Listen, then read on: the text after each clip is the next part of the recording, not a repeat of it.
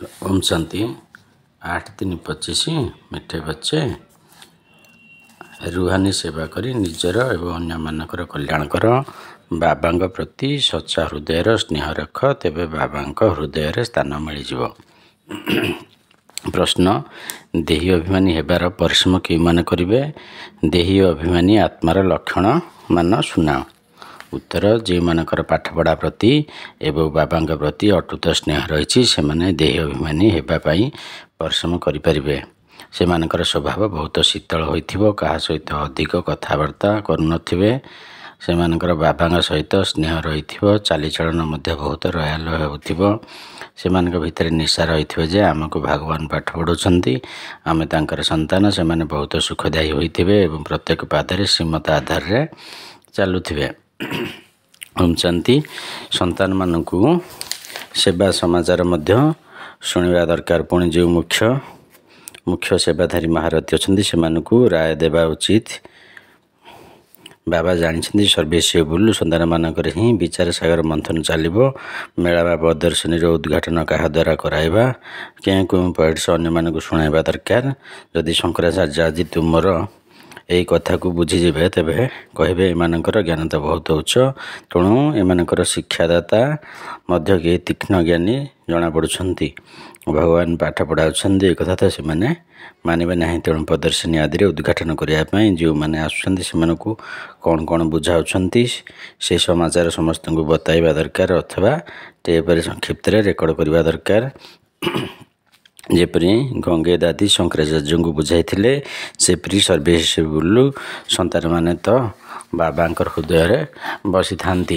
यहपरी तो स्थूल सेवा मध्य रही किंतु बाबा ध्यान आत्मिक सेवा प्रति जाऊँगी जहाद्वारा बहुत कल्याण होची। जदिव प्रत्येक कथार कल्याण रही ब्रह्मा भजन प्रस्तुत करिबारे मध्य कल्याण अच्छी जदि जोगयुक्त हो प्रस्तुत करें। यहपरी जोगयुक्त हो भगवान होई भोजन प्रस्तुत करने वाला रहिले भंडार रे बहुत शांति रहिबो। जदि जोग यात्रा रे तेबे केही भी आसिले तांको संगे संगे बुझाई पारिबे। बाबा जानिछंती कि माने सर्विसेबल संतान से जो माने अन्य मानक मध्य बुझाई पारिबे। तेणु से मानक ही सर्वदा सेवा करने पाई डाकी थांती। तेबे सेवाधारी माने ही बाबा हृदय रे बसी था।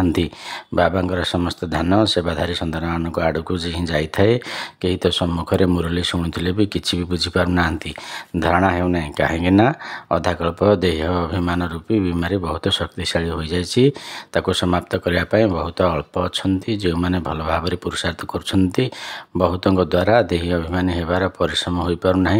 बाबा बुझाऊँ पिला माने देह अभिमानी होगापाई बहुत परिश्रम दरकार। जदिओ कई चार्ट मध्य पठाई देउछन्ति किंतु संपूर्ण नहीं तथापि किछि तो अटेंशन ध्यान रहुछि। देही अभिमान होगापाई बहुत कम अटेंशन रहुछि। देही अभिमान बहुत शीतल हेबे से माने एते अधिक कथबार्ता करिवे नाही। से मानकर बाबांकर सह एपरि स्नेह रहउथिबो जहाँकि न पचारिले भल। आत्मा को एते खुशी रहिबा दरकार जहाँकि केबे कौनसी मनुष्यर रहु नथिबो। एही लक्ष्मी नारायण ठार तो ज्ञान नहीं। तुम संतान मान पाखरे ज्ञान अच्छी जो मैंने भगवान जो मानक भगवान पाठ पढ़ाऊँ भगवान आमको पाठ पढ़ाऊँ। ये निशा मध्य तुम मान भितर कहीं जड़े दुई जन को रोचे से निशा रही ही बाबा स्मृति रहीपर जहाँ को देवी मैंने अवस्था कहुच्छे किंतु से निशा रोना। जो मैंने जोगयुक्त हो रुहति से चाली चलनी बहुत भल राजकीय हेब। आम भगवान संतान से गायन अच्छी अतीन्द्रिय सुख गोपी गोपी मानक पचार जो मैंने देही अभिमान हो बाबा स्मृति रोचे। जो मैंने बाबा स्मृति रोना से मैंने शिव बाबा हृदय बसी पार ना। शिव बाबा दिल न बसिले दादा ब्रह्मा दिल रे बसीपारे बसीपारे ना। हृदय रे रहिले निश्चय या हृदय मध्य रही बाबा प्रत्येक को जानी। संतान मान निज निज निजे जानी मु सेवा करुँची तेरे सेवा शौक पिला भितर बहुत रहा उचित। कहा कहा को सेंटर खोलिया शौक रोचे कहार कहार चित्र करिवार बहुत शौक रोचे। बाबा कहते मत ज्ञानी तु आत्मा बहुत प्रिय जो मैंने बाबा स्मृति रोचे सेवा करने तत्पर होती से तो बिल्कुल से କେହି ତ ବିଲକୁଲ ସେବା କରୁନାହାନ୍ତି, ବାବାଙ୍କର କଥାକୁ ମଧ୍ୟ ମାନୁନାହାନ୍ତି। ବାବା ତ ଜାଣିଛନ୍ତି ନା କାହାକୁ କେଉଁଠି ସର୍ଭିସ୍ କରିବା ଉଚିତ, କିନ୍ତୁ ଦେବାଭିମାନ କାରଣରୁ ନିଜ ମତରେ ଚାଲୁଛନ୍ତି। ତେଣୁ ସେମାନଙ୍କ ହୃଦୟରେ ରହିପାରୁନାହିଁ। ଅଜ୍ଞାନ କାଳରେ ମଧ୍ୟ କୌଣସି ସନ୍ତାନ ଯଦି ଖରାପ ଚରିତ୍ର ହୋଇଥାନ୍ତି ତେବେ ସିଏ ବାବାଙ୍କର ହୃଦୟରେ ସ୍ଥାନ ପାଇପାରନ୍ତି ନାହିଁ। ତାକୁ କୁପୁତ୍ର କୁହାଯାଏ। ସଙ୍ଗ ଦୋଷରେ ଯଦି ପଡ଼ି ଖରାପ ହୋଇଯାଇଥାନ୍ତି। ଏଠାରେ ମଧ୍ୟ ଯେଉଁମାନେ ସର୍ଭିସ୍ କରୁଛନ୍ତି ସେମାନେ ବାବାଙ୍କର ପ୍ରିୟ ହୋଇଥାନ୍ତି। ଯିଏ ସେବା କରୁନାହାନ୍ତି ତାଙ୍କୁ ବାବା କିପରି ସ୍ନେହ କରିବେ? ଭାବୁଛନ୍ତି ଏମାନେ ଭାଗ୍ୟ ଅନୁସାରେ ହିଁ ପାଠ ପଢ଼ିବେ, ତଥାପି ସ୍ନେହ କାହା ଉପରେ ରହିବ? ନିୟମ ତ ସେଇଆ ଅଟେ ନା। ଭଲ ସନ୍ତାନମାନଙ୍କୁ ବହୁତ ସ୍ନେହର ସହିତ ଡାକିବେ, କହିବେ ତୁମେ ବହୁତ ସୁଖଦାୟୀ ଅଟ, ତୁମ ପିତା ସ୍ନେହୀ ଅଟି। ଯିଏ ବାବାଙ୍କୁ ମନେ ପକାଉନାହାନ୍ତି ତାଙ୍କୁ ପିତା ସ୍ନେହୀ କିପରି କରିବେ? ଦାଦାଙ୍କର ସ୍ନେହୀ ହେବାର ନାହିଁ, ତୁମମାନଙ୍କୁ ବାବାଙ୍କର ସ୍ନେହୀ ହେବାକୁ ହେବ। ଯିଏ ବାବାଙ୍କର ସ୍ନେହୀ ହୋଇଥିବ ତାଙ୍କର କଥାବାର୍ତ୍ତା ଚାଲିଚଳନ ବହୁତ ମିଠା ସୁନ୍ଦର ହେବ। ବିବେକ ଏହିପରି କହୁଛି, ଯଦିଓ ସମୟ ଅଛି କିନ୍ତୁ ଶରୀର ଉପରେ କିଛି ଭରସା ନାହିଁ। ଅଚାନକ ଦୁର୍ଘଟଣା ହୋଇଯାଉଛି, କାହାର ହାର୍ଟ ଫେଲ୍ ହୋଇଯାଉଛି, କାହାକୁ ରୋଗ ହୋଇଯାଉଛି, ମୃତ୍ୟୁ ତ ଅଚାନକ ହୋଇଯାଉଛି ନା। ସେଥିପାଇଁ ନିଶ୍ୱାସ ଉପରେ ତ ଭରସା ନାହିଁ। ପ୍ରାକୃତିକ ବିପର୍ଯ୍ୟୟର ମଧ୍ୟ ଏବେ ପ୍ରାକ୍ଟିସ୍ ଚାଲିଛି। ଅସମୟରେ ବର୍ଷା ହୋଇ ବହୁତ କ୍ଷତି କରିଦେଉଛି। ଏହି ଦୁନିଆ ହେଉଛି ବହୁତ ଦୁଃଖଦାୟୀ ଚାଲିଛି। ଅସମୟରେ ବର୍ଷା ହୋଇ ବହୁତ କ୍ଷତି କରିଦେଉଛି। ଏହି ଦୁନିଆ ହେଉଛି ବହୁତ ଦୁଃଖଦାୟୀ। ବାବା ମଧ୍ୟ ଏହି ସମୟରେ ଆସୁଛନ୍ତି ଯେତେବେଳେ କି ମହାନ ଦୁଃଖ ରହିଛି। ଏଠାରେ ରକ୍ତର ନଦୀ ବି ବୋହିବ। ସେଥିପାଇଁ ଚେଷ୍ଟା କରିବା ଦରକାର କି ଆମେ ନିଜର ପୁରୁଷାର୍ଥ କରି 21 ଜନ୍ମର କଲ୍ୟାଣ ତ କରିନେବା। ବହୁତଙ୍କର ପାଖରେ ନିଜର କଲ୍ୟାଣ କରିବାର ଚିନ୍ତା ବି ଦେଖାଯାଉ ନାହିଁ। ବାବା ଏଠାରେ ବସି ମୁରଲି ଚଲାଉଥିବା ସମୟରେ ମଧ୍ୟ ବୁଦ୍ଧି ସର୍ବସ୍ୱ ବୁଲୁ ସନ୍ତାନମାନଙ୍କ ଆଡ଼କୁ ଯାଇଥାଏ। ଏବେ ଶଙ୍କରାଚାର୍ଯ୍ୟଙ୍କୁ ପ୍ରଦର୍ଶନୀକୁ ଡାକିଛନ୍ତି, ନଚେତ ଏମାନେ ବିନା ନିମନ୍ତ୍ରଣରେ କେଉଁଠିକି ଯାଆନ୍ତି ନାହିଁ। ବହୁତ ଅଭିମାନରେ ରହିଥାନ୍ତି, ତେଣୁ ତାଙ୍କୁ ସମ୍ମାନ ମଧ୍ୟ ଦେବାକୁ ପଡ଼ିବ। ଉପରେ ସିଂହାସନରେ ବସାଇବାକୁ ପଡ଼ିବ। ଏପରି ନୁହେଁ ତାଙ୍କ ସାଥିରେ ବସିଯିବେ, ନା, ତାଙ୍କୁ ବହୁତ ସମ୍ମାନ ଦରକାର। ଯଦି ନିରହଙ୍କାରୀ ହୋଇଥିବେ ତେବେ ଚାନ୍ଦିର ସିଂହାସନ ମଧ୍ୟ ତ୍ୟାଗ କରିଦେବେ। ଦେଖ ବାବା କେତେ ସାଧାରଣ ଭାବରେ ରହୁଛନ୍ତି, ତାଙ୍କୁ କେହି ଜାଣିନାହାନ୍ତି। ତୁମେମାନେ ମଧ୍ୟ ବି କେହି ଅଳ୍ପ ଜାଣିଛନ୍ତି ବାବା କେତେ ନିରହଙ୍କାରୀ ଅଟନ୍ତି। ଏହା ତ ହେଉଛି ପିତା ଏବଂ ସନ୍ତାନର ସମ୍ବନ୍ଧ। ଯେପରି ଲୌକିକ ପିତା ନିଜର ସନ୍ତାନମାନଙ୍କ ସହିତ ରହୁଛନ୍ତି, ଖାଉଛନ୍ତି, ଖୁଆଉଛନ୍ତି, ସେହିପରି ଇଏ ହେଉଛନ୍ତି ବେହେଦର ପିତା। ସନ୍ନ୍ୟାସୀ ଆଦିଙ୍କୁ ପିତାଙ୍କର ସ୍ନେହ ମିଳୁନାହିଁ। ତୁମେମାନେ ଜାଣିଛ କଳ୍ପ କଳ୍ପ ଆମକୁ ବେହେଦ ବାବାଙ୍କର ସ୍ନେହ ମିଳୁଛି। ବାବା ଆମକୁ କଣ୍ଟାରୁ ଫୁଲ କରିବା ପାଇଁ ବହୁତ ପରିଶ୍ରମ କରୁଛନ୍ତି, କିନ୍ତୁ ଡ୍ରାମା ଅନୁସାରେ ସମସ୍ତେ ତ ଫୁଲ ହେଉନାହାନ୍ତି।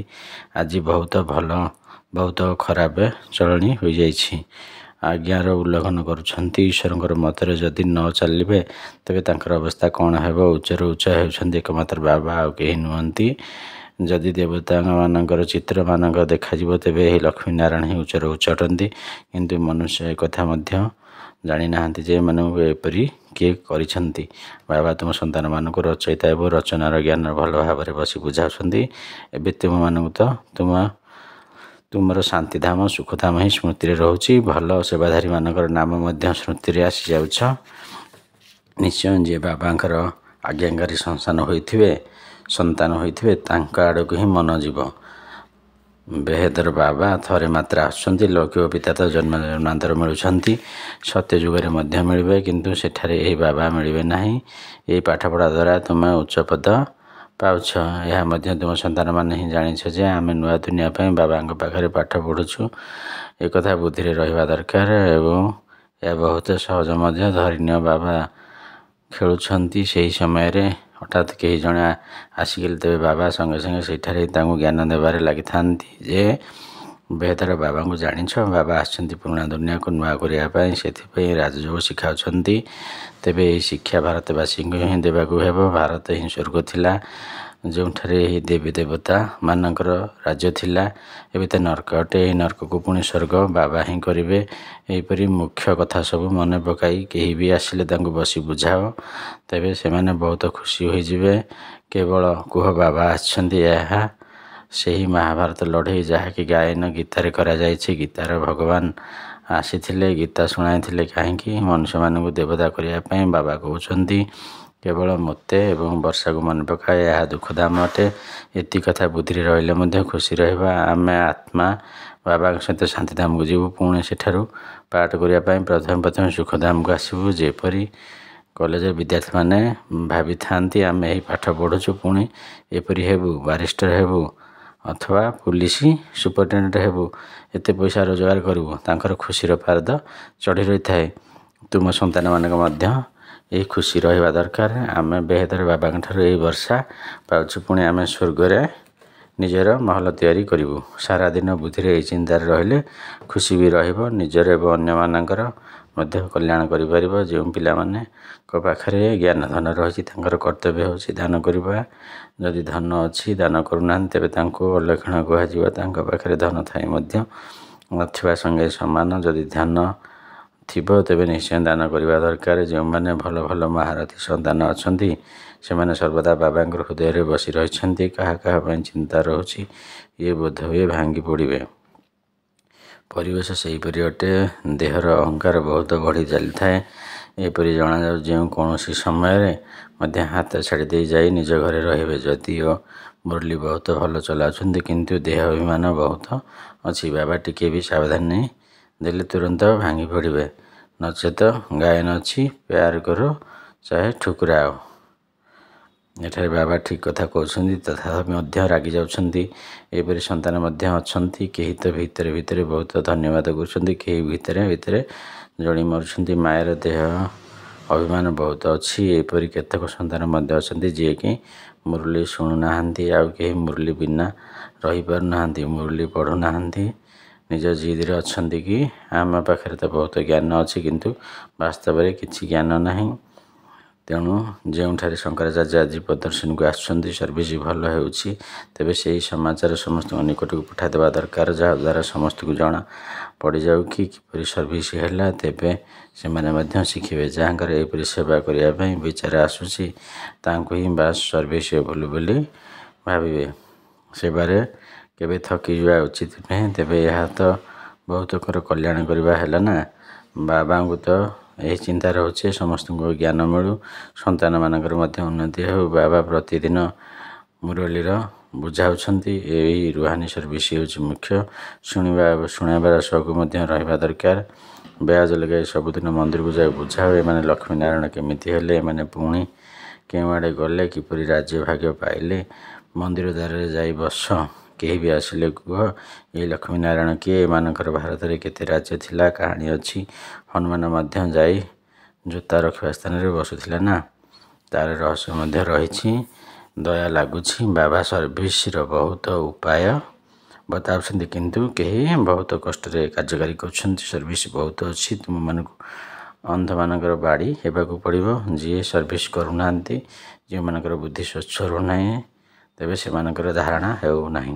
ନଚେତ ସେବା କରିବା ବହୁତ ସହଜ। ତୁମେ ଏହି ଜ୍ଞାନ ରତ୍ନ ଦାନ କରୁଛ।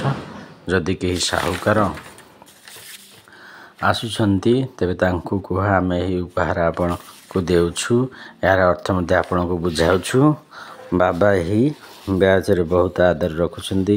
ଆଉ କାହାର ଏତେ ଆଦର ନାହିଁ। ଏତେ ବହୁତ ଭଲ ଜ୍ଞାନ ଭରି ହୋଇ ରହିଛି। ଯଦି କାହାର ଭାଗ୍ୟରେ ନାହିଁ ତେବେ ବାବା ମଧ୍ୟ କ'ଣ କରିପାରିବେ। ବାବାଙ୍କୁ ଏବଂ ପାଠପଢ଼ାକୁ ଛାଡ଼ିବା ଏହା ତ ବଡ଼ରୁ ବଡ଼ ଆତ୍ମହତ୍ୟା ଅଟେ। ବାବାଙ୍କର ହୋଇ ପୁଣି ଛାଡ଼ପତ୍ର ଦେଇଦେବା, ଏଠାରୁ ମା ବାପା ଆଉ କିଛି ନାହିଁ। ସେମାନଙ୍କ ସଦୃଶ ମୁଖ କେହି ନାହାନ୍ତି।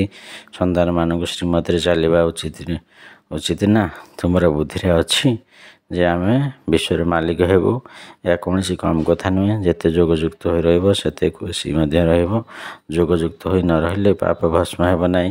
ଯଦି ବାବାଙ୍କର ପୋଷ୍ୟ ହୋଇଛ ତେବେ ଖୁସିର ପାରଦ ଚଢ଼ି ରହିବା ଦରକାର। କିନ୍ତୁ ମାୟା ବହୁତ ବିଘ୍ନ ପକାଉଛି, ଦୁର୍ବଳମାନଙ୍କୁ ଖସାଇ ଦେଉଛି। ଯିଏ ବାବାଙ୍କର ଶ୍ରୀମତ ଅନୁସାରେ ଚାଲୁନାହାନ୍ତି ସେମାନେ କି ପଦ ପାଇବେ। ଅଳ୍ପ ମତ ନେଇ ପୁଣି ସେହିପରି ହାଲୁକା ଅର୍ଥାତ୍ ଛୋଟ ପଦ ପାଇବେ। ଶ୍ରୀମତରେ ଭଲ ଭାବରେ ଚାଲିଲେ ଉଚ୍ଚ ପଦ ପାଇପାରିବେ। ଏଠାରେ ବେହେଦର ରାଜଧାନୀ ସ୍ଥାପନା ହେଉଛି।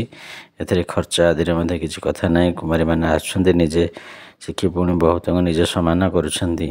ଏଥିରେ ଫି ଅର୍ଥାତ୍ ପାଉଣା ଆଦିର କଥା ନାହିଁ। ବାବା କହୁଛନ୍ତି ତୁମକୁ ସ୍ୱର୍ଗର ବାଦଶାହୀ ଦେଉଛି, ମୁଁ ସ୍ୱର୍ଗରୁ ମଧ୍ୟ ଆସୁନାହିଁ। ଶିବ ବାବା ତ ଦାତା ଅଟନ୍ତି ନା, ତାଙ୍କୁ କ'ଣ ପାଉଣା ଦେବ। ଇଏ ବ୍ରହ୍ମା ତ ସବୁକିଛି ତାଙ୍କୁ ଦେଇଦେଲେ, ଅଧିକାରୀ କରିଦେଲେ। ତା ବଦଳରେ ଦେଖ ରାଜପଦ ମିଳୁଛି ନା। ଇଏ ପ୍ରଥମ ଉଦାହରଣ ସାରା ବିଶ୍ୱରେ ସ୍ୱର୍ଗର ସ୍ଥାପନା ହେଉଛି। ପଇସାଟିଏ ମଧ୍ୟ ଖର୍ଚ୍ଚ ହେଉନାହିଁ। ଆଚ୍ଛା ମିଠା ମିଠା ଶିଖିଲେ ଦେ। ସନ୍ତାନମାନଙ୍କ ପ୍ରତି ମାତା ପିତା ବାପଦାଦାଙ୍କର ମଧୁର ସ୍ନେହ ସମ୍ପନ୍ନ ଶୁଭେଚ୍ଛା ଏବଂ ସୁପ୍ରଭାତ। ଆତ୍ମିକ ପିତାଙ୍କର ଆତ୍ମିକ ସନ୍ତାନମାନଙ୍କୁ ନମସ୍ତେ। ଧାରଣା ପାଇଁ ମୁଖ୍ୟ ସାରାଂଶ। ଫାର୍ଷ୍ଟ ପଏଣ୍ଟ, ପିତା ସ୍ନେହୀ ହେବା ପାଇଁ ବହୁତ ସୁଖଦାୟୀ ହେବାକୁ ପଡ଼ିବ। ନିଜର ବାଣୀ ଏବଂ ଚାଲିଚଳଣିକୁ ବହୁତ ମିଠା ଏବଂ ରାଜକୀୟ ରଖିବାକୁ ହେବ। ସର୍ଭିସିବୁଲ ଅର୍ଥାତ୍ ଯୋଗ୍ୟ ସେବାଧାରୀ ହେବାକୁ ପଡ଼ିବ। ନିରହଙ୍କାରୀ ହୋଇ ସେବା କରିବାକୁ ପଡ଼ିବ। ଦ୍ୱିତୀୟ ପଏଣ୍ଟ, ପାଠପଢ଼ା ଏବଂ ବାବାଙ୍କୁ ଛାଡ଼ି କେବେ ହେଲେ ଆତ୍ମଘାତୀ ମହାପାପୀ ହେବାର ନାହିଁ। ତୁମ ପାଇଁ ମୁଖ୍ୟ କଥା ହେଉଛି ରୁହାନୀ ଅର୍ଥାତ୍ ଆତ୍ମିକ ସେବା କରିବା। ଏହି ସେବାରେ କେବେ ହେଲେ ଥକିବାର ନାହିଁ। ଜ୍ଞାନ ରତ୍ନର ଦାନ କରିବାକୁ ହେବ। ଏଥିରେ କଞ୍ଜୁସି ହେବାର ନାହିଁ। ବରଦାନ, ସର୍ବଦା ନିଜର ଧାମ ଏବଂ ନିଜର ସ୍ୱରୂପରେ ସ୍ମୃତି ଆଧାରରେ ଉପରାମ ସ୍ଥିତିରେ ରହୁଥିବା ପୁରୁଣା ଦୁନିଆଠାରୁ ନ୍ୟାରା ଏବଂ ପ୍ୟାରା ହେବ। ବରଦାନ, ସର୍ବଦା ନିଜର ଧାମ ଏବଂ ନିଜର ସ୍ୱରୂପର ସ୍ମୃତି ଆଧାରରେ ଉପରାମ ସ୍ଥିତିରେ ରହୁଥିବା ପୁରୁଣା ଦୁନିଆଠାରୁ ନ୍ୟାରା ଏବଂ ପ୍ୟାରା ହୁଅ। ବିସ୍ତାର, ନିରାକାରୀ ଦୁନିଆ ଏବଂ ନିରାକାରୀ ରୂପରେ ସ୍ମୃତି ହିଁ ସର୍ବଦା ନ୍ୟାରା ଏବଂ ବାବାଙ୍କର ପ୍ୟାରା କରିଦେଇଥାଏ। ପ୍ରକୃତରେ ଆମେମାନେ ନିରାକାରୀ ଦୁନିଆର ନିବାସୀ ହିଁ ଅଟୁ। ଏଠାରେ ସେବା କରିବା ପାଇଁ ଅବତରିତ ହୋଇଛ। ଆମେମାନେ ଏହି ମୃତ୍ୟୁ ଲୋକର ନିବାସୀ ନୁହେଁ, ବରଂ ଅବତାର ଅଟୁ। କେବଳ ଏହି ଛୋଟିଆ କଥାଟି ମନେ ରହିଲେ ସ୍ଥିତି ଉପରାମ ହୋଇଯିବ। ଯେଉଁମାନେ ନିଜକୁ ଅବତାର ମନେ ନ କରି ଗୃହସ୍ଥୀ ବୋଲି ଭାବୁଛନ୍ତି, ସେମାନଙ୍କର ଗୃହସ୍ଥୀ ଜୀବନ ରୂପୀ ଗାଡ଼ି କାଦୁଅ ଭିତରେ ଅଟକି ରହିଥାଏ। କାରଣ ଗୃହସ୍ଥ ଅର୍ଥାତ୍ ବୋଝ ଉଠାଇବାର ସ୍ଥିତି, କିନ୍ତୁ ଅବତାର ସମ୍ପୂର୍ଣ୍ଣ ହାଲୁକା ଅଟେ। ତେଣୁ ନିଜକୁ ଅବତାର ବୋଲି ମନେ କରିବା ଦ୍ୱାରା ନିଜ ଧାମ ଅର୍ଥାତ୍ ସ୍ୱଗୃହ ଏବଂ ସ୍ୱସ୍ୱରୂପ ସର୍ବଦା ସ୍ମୃତିରେ ରହିବ ଏବଂ ତୁମେମାନେ ଉପରାମ ହୋଇଯିବ। ସ୍ଲୋଗାନ, ବ୍ରାହ୍ମଣ ତାଙ୍କୁ କୁହାଯିବ ଯିଏକି ଶୁଦ୍ଧତାର ସହିତ ବିଧିପୂର୍ବକ ପ୍ରତ୍ୟେକ କାର୍ଯ୍ୟ କରୁଥିବେ। ଓମ୍ ଶାନ୍ତି। ଅବ୍ୟକ୍ତ ଇଶାରା, ସତ୍ୟତା ଏବଂ ସଭ୍ୟତା ରୂପୀ ସଂସ୍କୃତିକୁ ଆପଣାଅ। ଫାର୍ଷ୍ଟ ପଏଣ୍ଟ, ଯିଏ ନିର୍ମାଣ ହୋଇଥିବ ସେ ନବନିର୍ମାଣ କରିପାରିବେ। ଶୁଭଭାବନା ଏବଂ ଶୁଭକାମନାର ବୀଜ ହିଁ ହେଉଛି ନିମିତ୍ତ ଭାବ ଏବଂ ନିର୍ମାଣ ଭାବ। ତାଙ୍କ ପାଖରେ ହଦର ମାନ ନଥାଏ, କିନ୍ତୁ ସିଏ ନିର୍ମାଣ ହୋଇଥାନ୍ତି। ବର୍ତ୍ତମାନ ନିଜ ଜୀବନରେ ସତ୍ୟତା ଏବଂ ସଭ୍ୟତାର ସଂସ୍କାର ଧାରଣା କର। ଯଦି ନ ଚାହୁଁଥିଲେ ମଧ୍ୟ କେବେ କେବେ କ୍ରୋଧ ବା ଚିଡ଼ଚିଡ଼ାପଣା ଆସିଯାଉଛି, ତେବେ ହୃଦୟର ସହ କୁହ ମିଠା ବାବା, ତାହେଲେ ଏକ୍ସଟ୍ରା ସହଯୋଗ ମିଳିଯିବ। ଓମ୍ ଶାନ୍ତି।